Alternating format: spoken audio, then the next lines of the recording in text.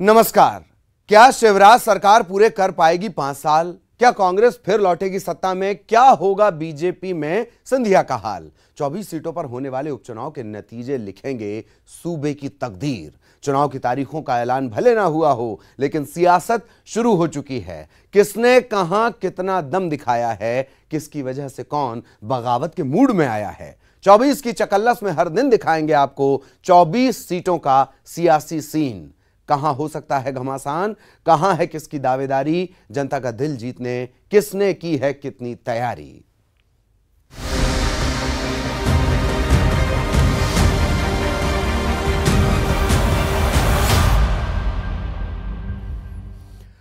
तो एमपी में सियासी घमासान मचा था और इसी राजनीतिक ड्रामे के बीच मंदसौर के सुबासरा से कांग्रेस के विधायक हरदीप सिंह डंग का कांग्रेस को डंक लगा।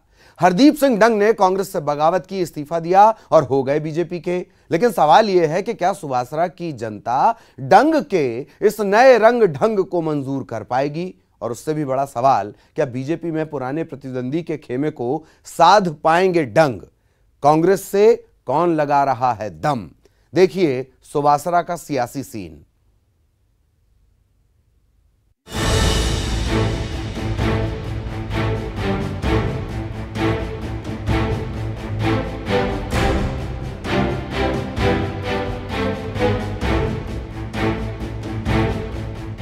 चिट्ठी आई और चिट्ठी बगावत का संदेशा लाई।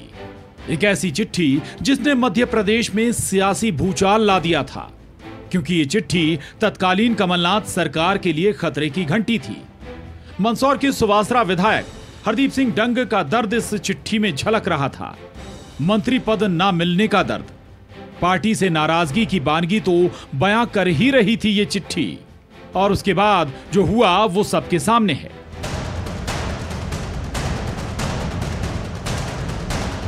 15 महीने पहले लिखी गई कांग्रेस में विधायकों के बगावत की वो कहानी, जिसमें 22 कांग्रेसी विधायक शामिल थे।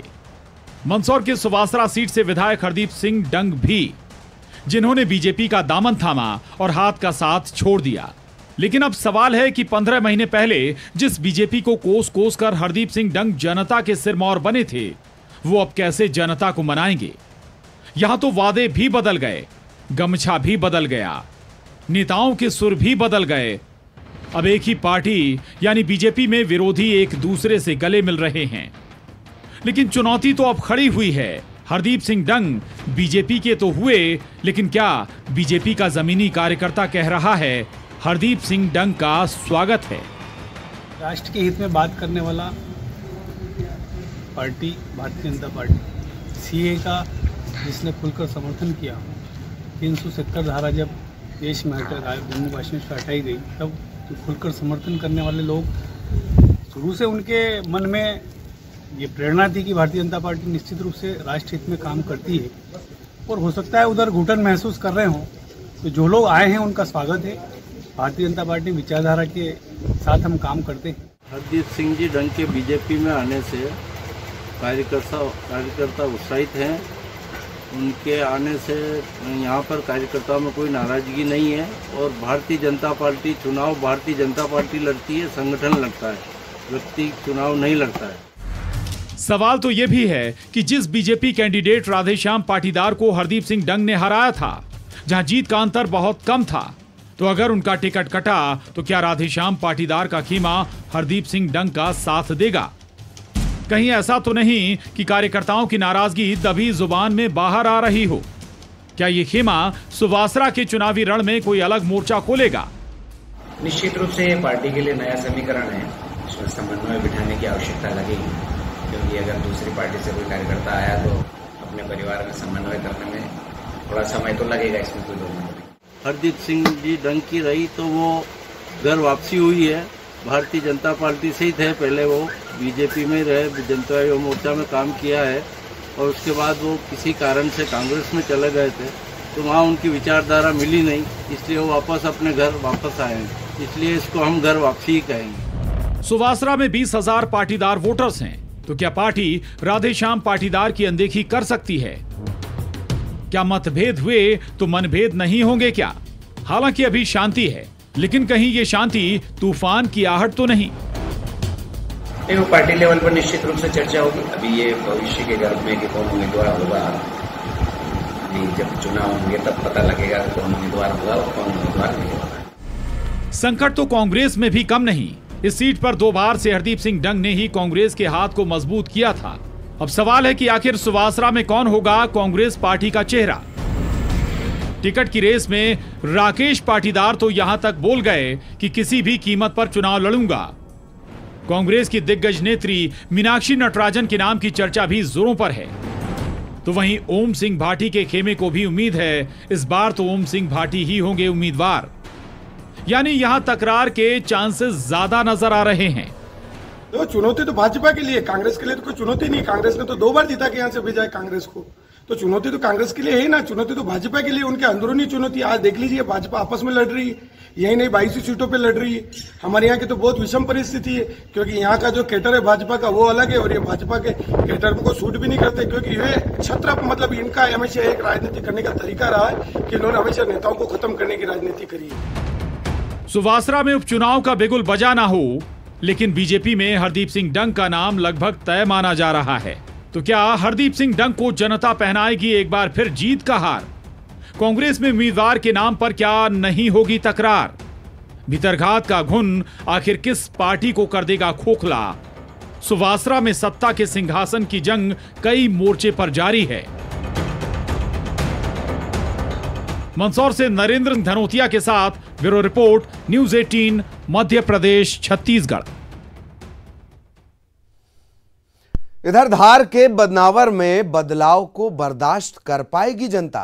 बदनावर में जिस कांग्रेस विधायक राज्यवर्धन सिंह दत्तीगांव को 15 महीने पहले जनता ने सिर आंखों पर बिठाया, विधानसभा तक पहुंचाया, आज उसी बदनावर में पूर्व विधायक राज्यवर्धन सिंह के लापता हो जाने के पोस्टर चिपक गए हैं। तो क्या बदनावर में होगी बदलाव की बयार?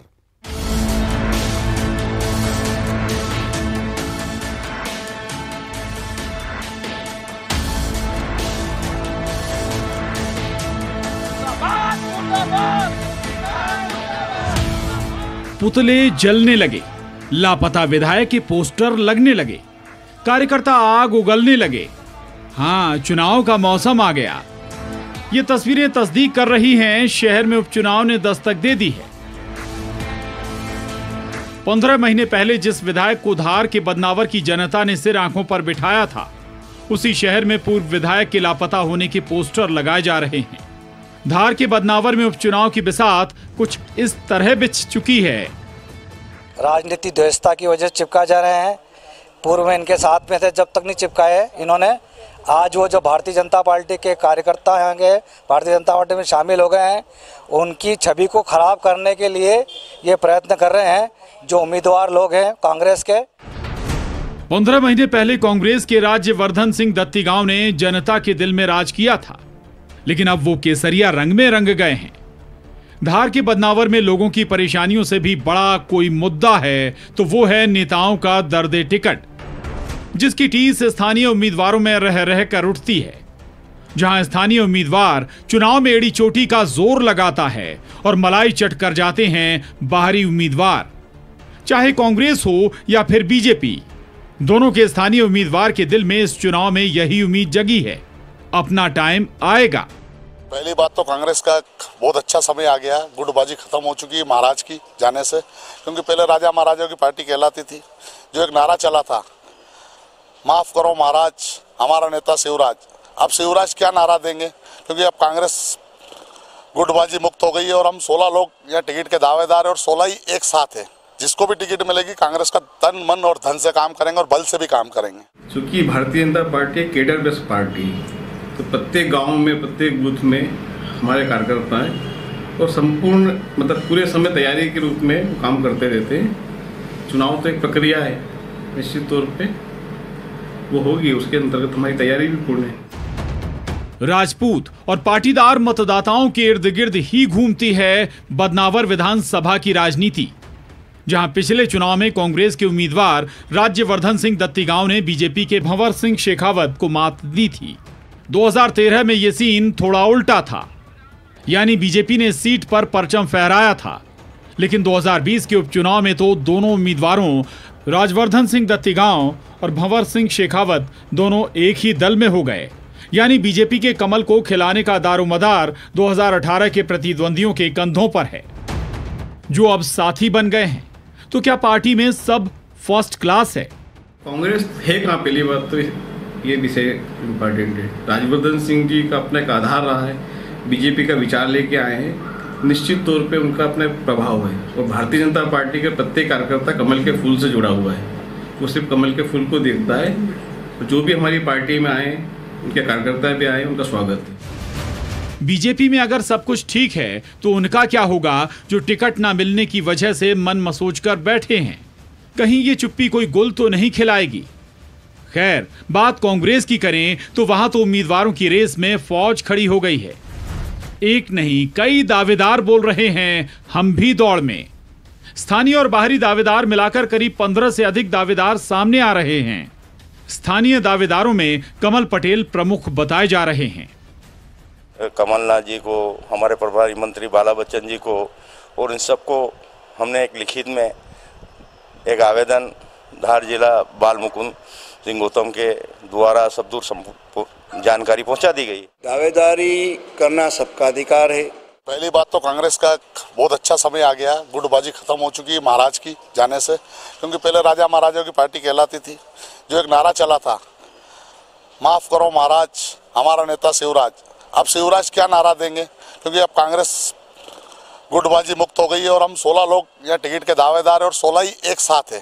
जिसको भी टिकट मिलेगी कांग्रेस का तन मन और धन से काम करेंगे और बल से भी काम करेंगे। मैं बदनावर विधानसभा क्षेत्र क्रमांक 202 से प्रबल दावेदार हूं और स्थानीय मुद्दे पे हम यहां से कांग्रेस से टिकट मांग रहे हैं। बीजेपी कांग्रेस की इस खींचतान में आइए आपको बदनावर सीट पर 2018 के विधानसभा चुनाव में पूरी सियासी तस्वीर बदलने वाले बीजेपी के बागी राजेश अग्रवाल की रणनीति भी दिखाते हैं, जिन्होंने निर्दलीय चुनाव लड़कर 31,000 वोट हासिल कर बीजेपी के पेशानी पर बल ला दिया था। कोरोना टाइम में भी बीजेपी और कांग्रेस नेता गायब रहे, लेकिन राजेश अग्रवाल पूरी शिद्दत से मदद के लिए आगे आए, जो अब दावा भी कर रहे हैं बीजेपी और कांग्रेस के बड़े दिग्गज नेता उनके संपर्क में हैं। लेकिन किस पार्टी के साथ राजेश अग्रवाल गठबंधन करेंगे, ये पत्ते अभी तो उन्होंने खोले नहीं हैं। अभी तो भंडारे में लगा हो, पार्टियां तो ऑफर देती है राजनीति में कि भैया आप हम मेरा जो पिछला रहा वोटिंग का परसेंटेज और जनता में जो भाव रहा, निश्चित तौर पे सारे राजनीतिक दल मेरे संपर्क में है। हाशिए पर गए स्थानीय उम्मीदवारों का मुद्दा क्या बदनावर में कोई सियासी उलटफेर करेगा? क्या राजनीतिक मुद्दों में दम तोड़ देंगे स्थानीय मुद्दे? बीजेपी में क्या सब कुछ ठीक है और जनता क्या फैसला लेगी? अब की बार आखिर बदनावर में किसकी सरकार? ये चुनावी चकल्लस का आगाज है, अंजाम जाने क्या होगा।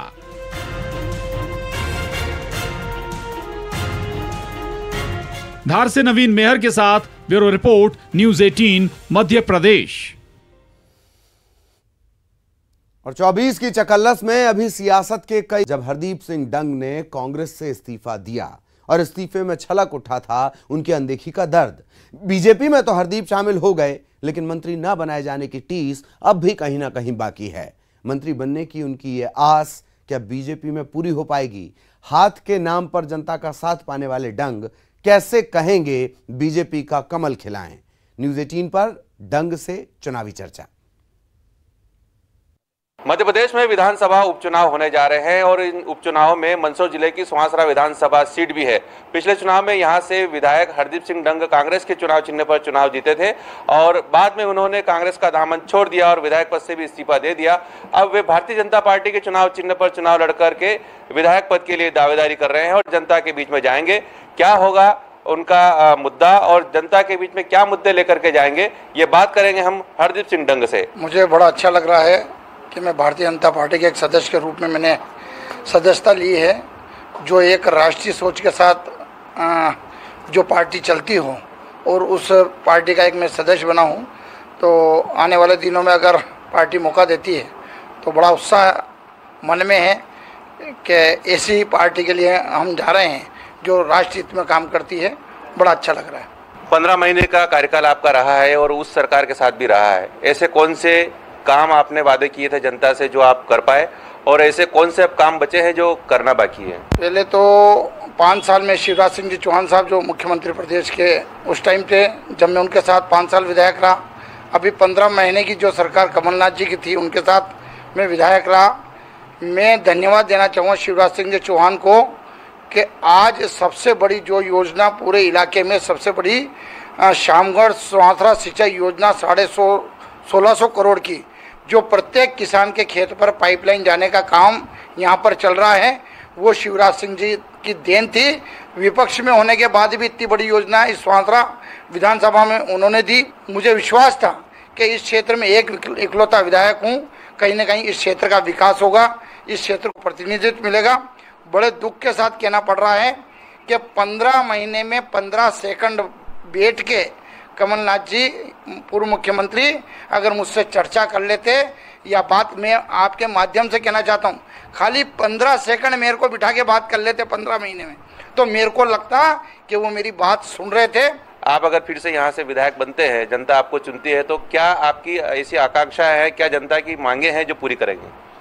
प्रतिनिधित्व का अर्थ होता है मंत्री बनना खुद के लिए नहीं, वो मंत्री अगर कोई भी क्षेत्र का बनता है तो उस क्षेत्र की जनता इसलिए खुश होती है, प्रसन्नता व्यक्त करती है कि उस क्षेत्र को प्रतिनिधित्व, एक तो आपका कार्यकर्ता पार्टी मजबूती प्रदान होती है, दूसरे में क्षेत्र का विकास होने की संभावनाएं ज़्यादा हो जाती है। बड़ा मुद्दा था 2018 के चुनाव में किसानों का कर्ज माफ़ी का, और कर्ज माफ़ी नहीं हुई। कई किसान नाराज चल रहे थे और उसमें कहीं न कहीं से नाराजगी आपको भी झेलना पड़ रही कि आप भी विधायक थे और किसान नाराज है कि आपने कर्ज माफ़ करवाया नहीं। अब चूंकि फिर भाजपा की सरकार आ गई है, क्या लगता है आपको? ये बहुत बड़ा मुद्दा है। किसानों के साथ अगर सबसे बड़ा छलावा हुआ है तो किसान ऋण माफ़ी का छलावा। ये कहते हैं कि हमने माफ़ करे, मैं कहता हूँ, मैं खुद वहाँ का, मेरे खुद ने प्रमाण पत्र बांटे हैं। 50,000 लाख के सीतामऊ के 1 लाख रुपए के प्रमाण पत्र बांटे हैं, उनके आज तक रुपया उनके खाते में जमा ना होना सबसे दुख की बात है। अब क्या करेंगे आप किसानों के लिए, क्योंकि किसानों को बड़ी उम्मीद है आपसे और आपकी सरकार से? बिल्कुल सही बात है कि अभी मेरा जो बाढ़ पीड़ित व्यक्ति किसान थे यहाँ पर 100% जो ऋण मुआवजा की जो बात हुई थी, उसमें 25% किसानों को उनकी राशि मिल चुकी है। 75% राशि जो बाकी है, मैंने माननीय मुख्यमंत्री जी को लेटर लिखा है कि वो 75% राशि जो बाकी है उनको दी जाए, और कम से कम जो ये ब्याज लग रहा है 2 लाख रुपए पर, इसके लिए भी कोई निर्णय लिया जाए जिससे किसानों को राहत मिल सके। जो 8 लेन है और रेलवे है, इसका उपयोग करके यहाँ के किसानों को उन्नत बनाया जाए, ऐसी कोई योजना दिमाग में है कि कृषि आधारित यहाँ पर उद्योग लगे? यहाँ पर सबसे ज़्यादा जो संतरे की खेती होती है, वो पूरा बेल्ट हमारा शामगढ़, सुहासरा, सीतामऊ और पूरा सीतामऊ पूरे बेल्ट में जो संतरे की खेती होती है, 8 लेन निकलने से जो यहाँ पर पॉइंट दिए गए हैं गरोट में और उधर हमारे दलावदा टाइप जो सीतामऊ के पास है, वहाँ से जो गाड़ियों का जो माल वहाँ पर चढ़ेगा दिल्ली मुंबई के लिए, यहाँ के किसान मजबूत होंगे, यहाँ का माल दूसरी जगह जाएगा। पिछले चुनाव में आप भारतीय जनता पार्टी के विरोध में थे और कई नेता भी आपके विरोध में थे, लेकिन आप उनके साथ हो गए, तो क्या सामंजस्य बैठ पाएगा या कोई आपका विरोध पार्टी में होगा? सबसे बड़ी बात है कि दिक्कत उसको आती हो जिसने बदले की भावना से कभी काम करा हो। मैं कांग्रेस का विधायक, जिला पंचायत और सरपंच रहा, कभी द्वेषता से मैंने किसी के साथ कोई काम नहीं करा। मैं विधायक था तब मैं बीजेपी के मित्र भी मिलने आते थे, कांग्रेस के मिलने आते थे, जो मुझसे बन पड़ता था ईश्वर के आशीर्वाद से मैं उनकी मदद करता था। और आज खुशी इस बात की है कि जब मैं भारतीय जनता पार्टी में आया हूं तो यहाँ का प्रत्येक कार्यकर्ता, नेता पूरा आशीर्वाद दिल से देने को तैयार है। और भारतीय जनता पार्टी वो पार्टी है जो संगठन के आधार पर चलती है, और मुझे विश्वास है कि प्रत्येक कार्यकर्ता एक कमर कस के बैठा है।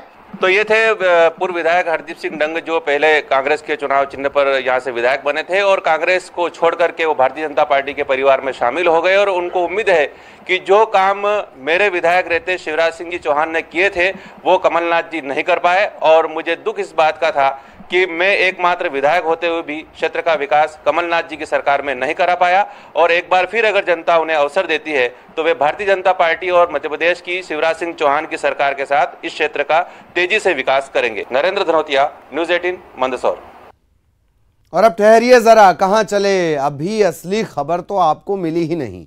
वो खबर जो कानों कान चलती है, हवा में रफ्तार पकड़ती है, सही समझे हैं आप। चुनावी गॉसिप, चुनाव की तारीखें नहीं आई तो क्या हुआ, चुनावी चटखारे तो खूब हैं, सुनते जाइए।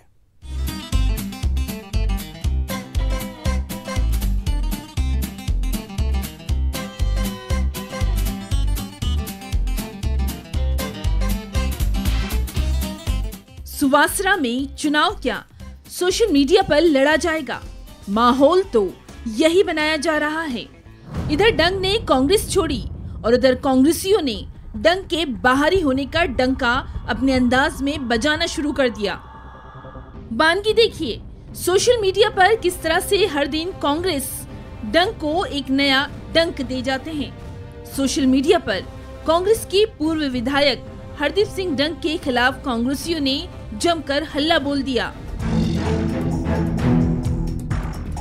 वैसे डंग ने तो काफी पहले से ही इशारा दे दिया था कि जनाब कांग्रेस में बहुत दिन के मेहमान नहीं। निश्चित रूप से ये पार्टी के लिए नया समीकरण है, इसमें समन्वय बिठाने की आवश्यकता लगेगी, क्योंकि अगर दूसरी पार्टी से कोई कार्यकर्ता आया तो अपने परिवार में समन्वय करने में थोड़ा समय तो लगेगा, इसमें कोई दो मत नहीं। वो पार्टी लेवल पर निश्चित रूप से चर्चा होगी। अभी ये भविष्य के गर्भ में कि कौन उम्मीदवार होगा, अभी जब चुनाव होंगे तब पता लगेगा कौन उम्मीदवार होगा और कौन उम्मीदवार नहीं होगा। अब अगर आप ये समझ रहे हो कि सुवासरा में बीजेपी में सब कुछ ठीक ठाक है, तो हालात ऐसे भी अच्छे नहीं। बीजेपी के राधेश्याम पाटीदार के दिल से पूछिए, अभी तो 2018 की हार के जख्म भी नहीं भर पाए कि लीजिए अब तो पूरी आवभगत के साथ डंग ने बीजेपी का रुख कर लिया और तय है कि उपचुनाव में भी डंग ही उम्मीदवार बनाए जाएंगे। थोड़ा अटपटा तो लगता है, इसमें कोई दो मत नहीं है, परंतु पार्टी है, भारतीय जनता पार्टी एक बड़ा परिवार है और बड़ा परिवार में अगर कोई सदस्य आता है और अगर वो पार्टी के रीति नीति पर अगर चलना चाहता है तो कोई दिक्कत नहीं। मेरा शुद्ध रूप से विरोध या समर्थन विचारधारा के आधार पर चलता है। अगर कोई हमारी विचारधारा को एक्सेप्ट करना चाहता है, हमारी विचारधारा पर चलना चाहता है तो कोई विरोध नहीं है। अगर हमारी विचारधारा पर नहीं चलेगा तो निश्चित रूप से विरोध हमारा जिंदा रहेगा। हालांकि डंग ने भी पाला बदलते ही बीजेपी में अपनी पुरानी शाखाएं याद दिलानी शुरू कर दी हैं।